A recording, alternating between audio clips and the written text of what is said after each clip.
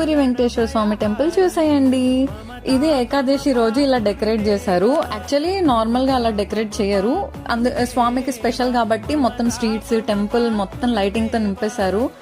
అయి ఫీస్ట్. ఇంకా స్వామి అయితే ఇంకా బాగున్నారు.